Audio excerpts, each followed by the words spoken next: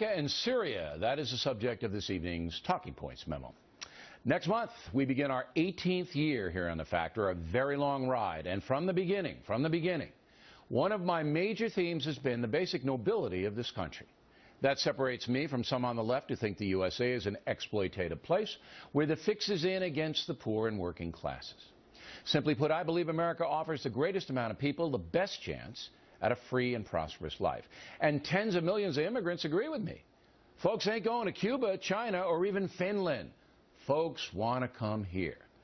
Also, since World War II, the USA has literally freed hundreds of millions of people worldwide. We have righted many wrongs at great expense in our blood and treasure. That, of course, is noble.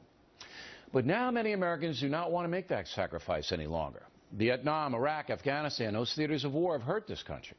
Thousands of brave men and women were killed or maimed. Our treasury depleted. Thus, some Americans have had enough. They are now willing to let evil go unchallenged because there is a never-ending supply of it. But I say that we Americans still have a responsibility to stop mass murder when we can, as long as we don't damage our infrastructure in the process. Removing Saddam Hussein was noble, but the cost was too high. Giving the Afghan people a chance at freedom is noble, but the folks there may not care enough to embrace the opportunity. So what about Syria? No question the Syrian dictator Assad kills women and children at will. No question Iran is helping him do it. The evidence is strong that Assad violated the Geneva Convention by using poison gas to kill civilians. Thus, he is a war criminal. If the USA can punish Assad, we should, but we have to be smart about it.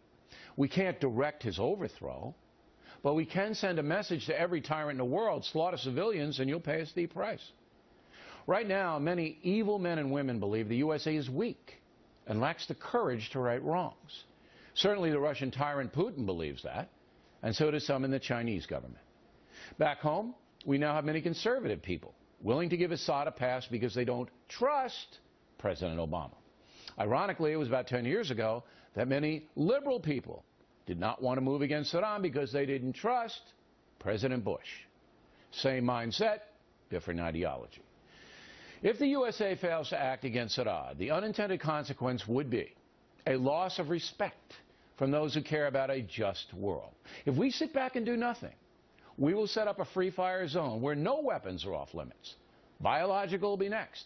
Mark my words. President Obama is correct in asking Congress to affirm his decision to punish Assad. The world needs to see exactly how our system works.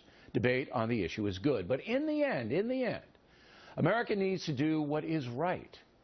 We should use our power to protect the innocent if we can. Great Britain may not have the will to do that anymore, but we Americans should set a better example for the world. If we don't, we will slowly lose the nobility that was gained by past sacrifice. Unfortunately, in this world, justice can be imposed by one people only: us. To whom much is given, much is expected. And that's the memo. Now for the top story reaction.